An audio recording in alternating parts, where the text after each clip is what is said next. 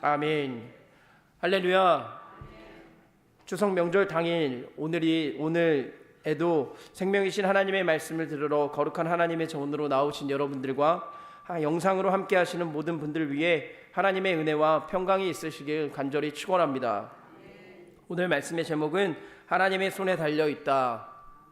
하나님의 손에 달려있다입니다. 에스겔 30장은 크게 세 부분으로 나눌 수가 있습니다.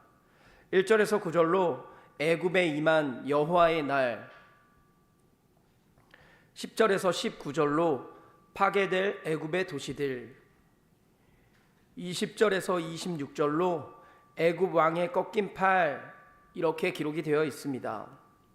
오늘 본문 30장의 말씀에는 다시 한번 에스겔에게 하나님의 말씀이 임했다라는 말씀으로 시작을 하고 있습니다. 바로 애굽의 여호와의 날, 구름의 날이 임한다라는 것이었습니다.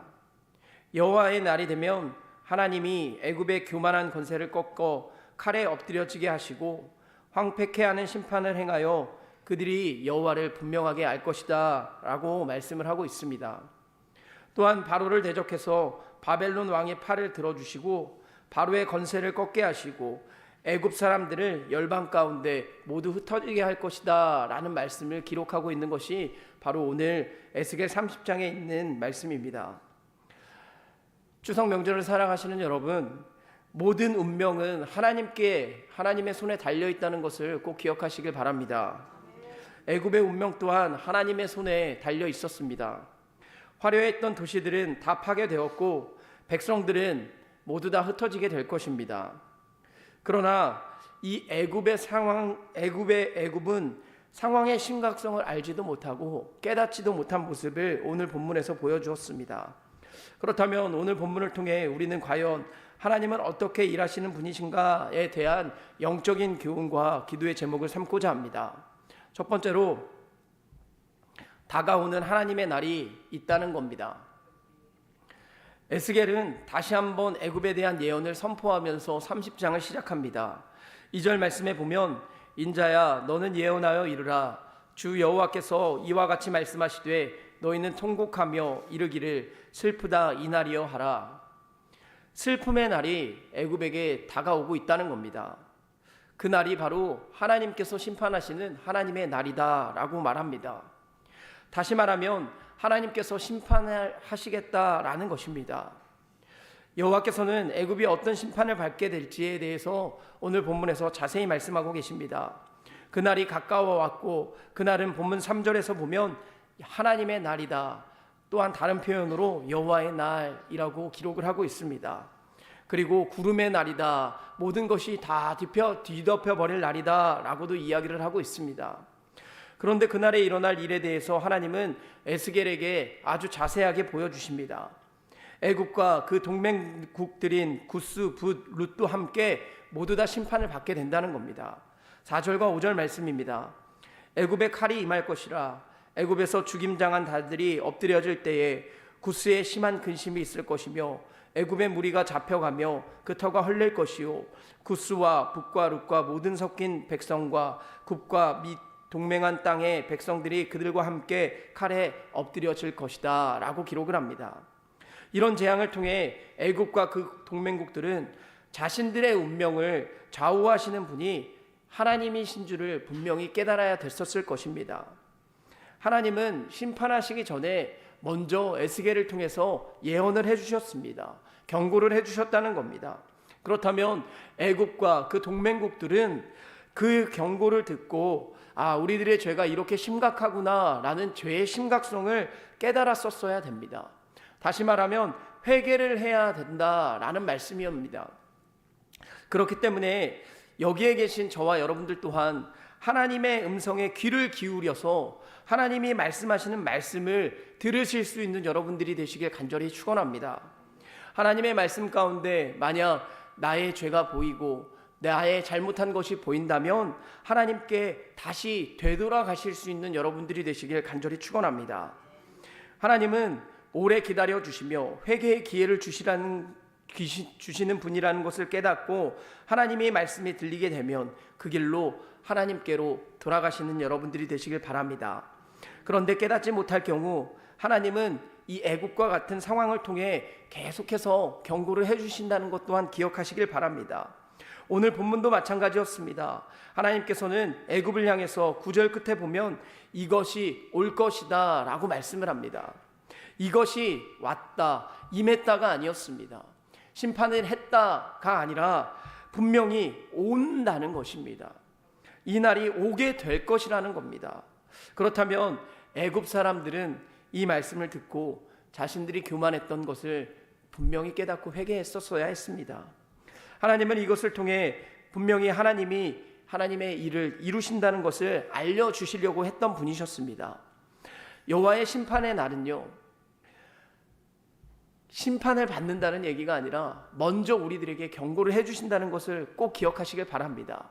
오늘의 본문 애굽 또한 마찬가지였습니다. 회개를 하고 돌이키라 라는 것이었습니다. 다시 말하면 너희들의 운명 내가 쥐고 있다, 내가 내 손에 가지고 있다 라는 말씀이었습니다. 우리 또한 마찬가지임을 깨달으시길 바랍니다.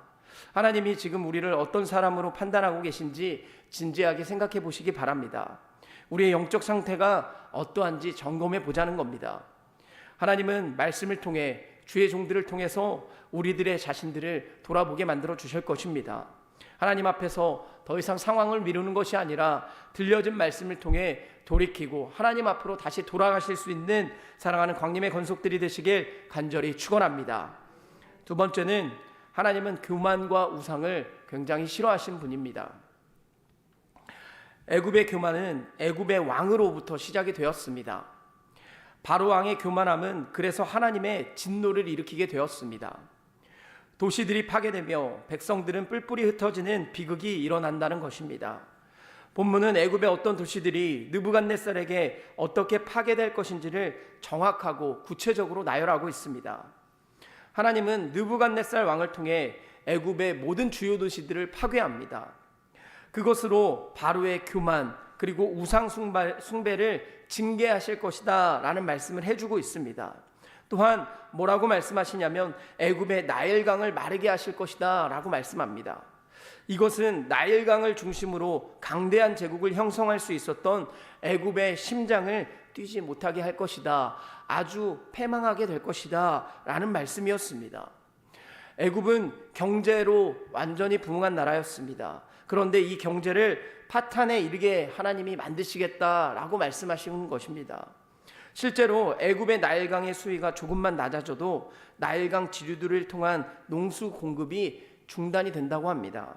그래서 풍요로운 농작물 수확을 기대할 수가 없다고 말합니다. 하나님은 애굽에 있는 모든 우상 또한 다 없앤다고 말씀하십니다. 13절 말씀입니다. 주 여호와께서 이와 같이 말씀하셨느니라. 내가 그 우상들을 없애며 신상들을 높 가운데 부수며 애굽 땅에서 왕이 다시 나지 못하게 하고 그 땅에 두려움이 있게 하리라. 하나님은 아까도 말씀드렸다시피 우상 숭배를 싫어하시는 분입니다. 성경에서도 보면 가장 혐오하고 가장 하나님이 싫어하시는 죄가 우상에 가증한 것을 섬기다가 멸망당하는 것입니다. 화를 당하는 것입니다. 이스라엘들의 왕들을 평가하는 기준이 바로 우상을 섬기느냐 안 섬기느냐 하는 기준에 있었다는 것을 우리는 성경 말씀을 통해서 확인을 할 수가 있습니다. 신약의 바울 고린도전서 10장 7절에서 10절에 이렇게 말씀을 합니다. 그들 가운데 어떤 사람들과 같이 너희는 우상 숭배하는 자가 되지 말라. 기록된 바 백성이 앉아서 먹고 마시며 일어나서 뛰논다 함과 같으니라. 고린도전서 10장 14절 말씀에도 그런즉 내 사랑하는 자들아 우상 숭배하는 일을 피하라 라고 기록하고 있습니다. 사랑하는 여러분, 우리도 세상을 살아가다 보면 많은 우상들을 섬기며 살아갈 때가 있습니다. 이런 말씀들을 드리면 많은 분들이 저를 보며 의아해합니다. 과연 내가 무슨 우상을 섬긴다고 이렇게 말하지? 라고 말씀을 하시는데, 내가 하나님보다 더 사랑하는 것이 있다면 바로 그게 우상이 되는 것입니다. 이번 추석 명절 내가 좋아하는 것들, 내가 사랑하는 것들보다는 하나님을 더욱 사랑하시고 시편 10계명에도 나와 있듯이 우상을 만들고 또 위로 하늘에 있는 것이나 아래로 땅에 있는 것이나 땅 아래 물속에 있는 어떤 형상도 만들지 말며 그들에게 절하지 말며 그것들을 섬기지 말라고 하신 하나님의 말씀을 기억하며 하나님만을 사랑하며 살아가시는 귀한 강림의 권속들이 되시길 간절히 축원합니다. 마지막 세 번째는 역사의 주관자이신 하나님이십니다. 역사의 주관자이신 하나님이십니다. 우리가 믿고 있는 하나님은 유일한 하나님이시며 역사의 주관자이십니다. 하나님은 세상의 악을 꺾으시고 공의를 세우시는 하나님이십니다. 본문에서 하나님은 고대 근동의 역사에도 개입을 하셨습니다. 하나님은 느부갓네살이라는 왕을 통해 애굽을 징벌하셨습니다. 이것이 하나님이 바로 왕의 팔을 꺾었다라는 비유로 표현하고 있는 것입니다. 24절 말씀입니다. 내가 바벨론 왕의 팔을 견고하게 하고 내 칼을 그 손에 넘겨주려니와 내가 바로의 팔을 꺾으리니 그가 바벨론 왕 앞에서 고통하기를 죽게 상한 자의 고통하듯 하리라. 하나님이 세상의 권력자의 팔을 꺾으시면 그가 누구든 회복될 수 없는 처지가 되어 역사에서 사라지게 됩니다. 우리는 그렇기 때문에 우리의 신앙의 시각을 넓혀야 합니다. 하나님의 우리의 삶을 주관하고 계시기 때문에 그렇습니다. 애굽의 바로는요, 극심한 고통을 겪을 것이고 애굽 백성은 나라를 잃은 채 여러 나라로 흩어질 것이다 라고 말씀합니다. 이 고대 근동의 싸움은 누가 힘이 센가, 누가 전투력이 좋은가, 누가 군사가 많은가, 누가 더 많은 마병들을 갖고 있냐의 싸움이 아니었습니다.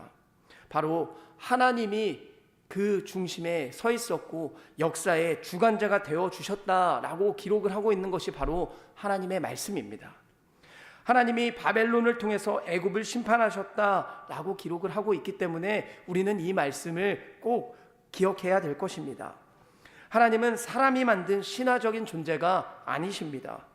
하나님은 지금도 살아계시며 모든 세상 나라의 역사에 개입하고 계시는 분입니다. 특별히 이 애굽의 죄에 대해서, 세상의 죄에 대해서는 징벌을 하시는 분이다라는 것 또한 기억하시길 바랍니다. 그래서 하나님의 공의를 세우시며 하나님이 누구이신지 열방에 알리시는 분이라는 것을 꼭 기억하시길 바랍니다. 사랑하는 여러분, 하나님은 역사의 주관자이십니다. 주체가 하나님이시라는 겁니다. 하나님이 만들어 가신다는 겁니다. 우리 모두 운명과 역사가 하나님의 손에 달려있다는 사실을 믿으며 살아가시길 바랍니다. 하나님을 인정하고 세상 가운데 하나님의 공의와 정의를 실현하기 위해서 부단히 애를 쓰며 노력하시는 사랑하는 광림의 권속들이 되시길 간절히 축원합니다. 기도하겠습니다. 사랑과 은혜가 풍성하신 하나님, 오늘도 하나님의 거룩한 제단으로 올라와 하나님의 말씀을 듣게 하시며 또한 하나님의 말씀을 통해 영적 깨달음을 주시니 감사를 드립니다. 주님, 우리의 삶 가운데, 우리의 마음 가운데 만약 죄가 있다면 하나님이 심판하시기 전에 하나님께로 돌이킬 수 있는 우리들이 될 수 있도록 하나님의 성령이 함께하여 주시옵소서. 또한 우리 마음 가운데 교만과 우상이 있었다면 그것 또한 하나님께 내려놓고 하나님을 더욱 사랑하고 하나님만을 섬기며 살아갈 수 있는 귀한 믿음의 자녀들 될 수 있도록 인도하여 주시옵소서. 세계 열방 가운데 하나님이 역사의 주관자이시라고 말씀을 하십니다. 우리도 이 세계를 주관하고 계시는 하나님을 붙들며 나아갈 수 있는 주님의 자녀들 되게 하여 주시며 오직 하나님의 손에 붙들려 살아갈 수 있는 귀한 믿음의 자녀들 될 수 있도록 인도하여 주시옵소서. 오늘 주님께서 베풀어 주신 은혜와 사랑을 기억하며 마음과 정성을 다해 예물을 드린 손길들이 있습니다. 간절한 마음에 소원을 담아드린 감사엄금 11조 1,000번제로 주님 앞에 예물을 올려드리오니 기도에 응답하여 주시옵고 하늘의 신령한 복과 땅의 기름진 복으로 충만하게 채워 주시옵소서. 또한 몸과 마음에 영혼에 병든 환우들이 있습니다. 성령께서 아픈 부위에 친히 안수하여 주시고 치유의 능력이 나타나 깨끗하게 회복하도록 인도하여 주시옵소서. 그렇게 하실 줄 믿고 감사드리며 사랑이 많으신 예수 그리스도의 이름으로 기도드리옵나이다.